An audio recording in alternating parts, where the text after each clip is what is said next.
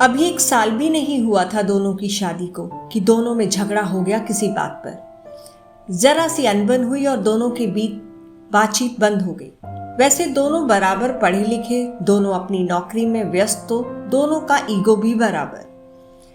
वही पहले मैं क्यों बोलूं, मैं क्यों झुकूं। 3 दिन हो गए थे पर दोनों के बीच बातचीत बिल्कुल बंद थी। कल राधा ने ब्रेकफास्ट में पोहे बनाए। पोहे में मिर्च बहुत ज्यादा हो गई। राधा ने चखा नहीं तो उसे पता भी नहीं चला और मोहन ने भी नाराजगी की वजह से बिना कुछ कहे पूरा नाश्ता किया पर एक शब्द नहीं बोला। लेकिन अधिक तीखे की वजह से सर्दी में भी वो पसीने से भीग गया।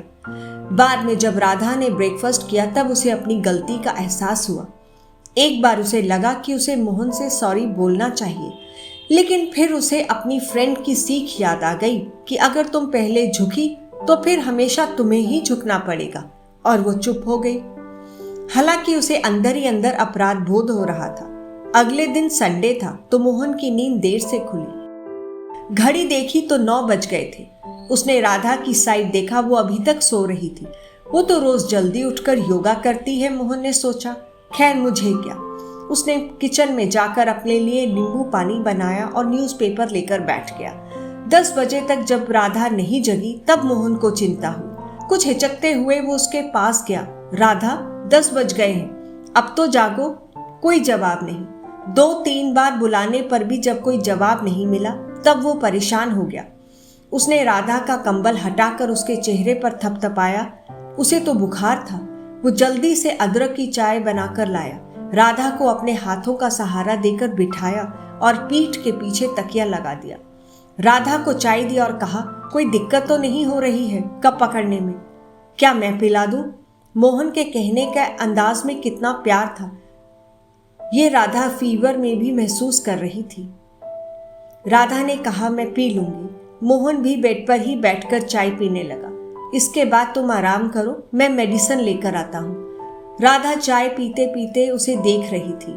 कितना परेशान लग रहा था। कितनी परवाह है मोहन को मेरी। कहीं से भी नहीं लग रहा कि 3 दिन से हम एक दूसरे से बात भी नहीं कर रहे और मैं इसे छोड़कर मायके जाने की सोच रही थी। कितनी गलत थी मैं। मोहन ने उसे परेशान देखकर पूछा, क्या हुआ? सिर में ज्यादा दर्द तो नहीं हो रहा? आओ मैं सहला दूं।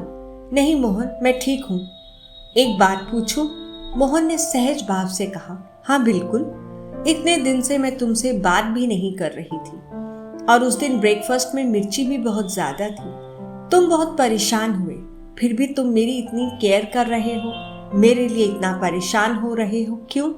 हाँ, परेशान तो मैं बहुत हूँ, तुम्हारी तबीयत जो ठीक नहीं।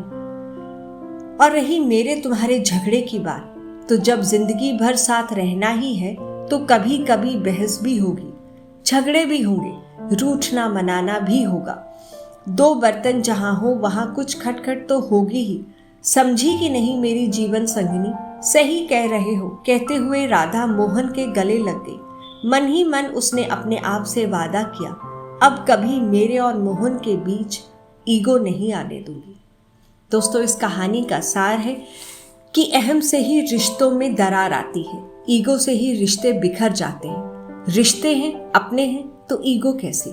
कहानी अच्छी लगी हो लाइक करें, सब्सक्राइब करें, शेयर करें।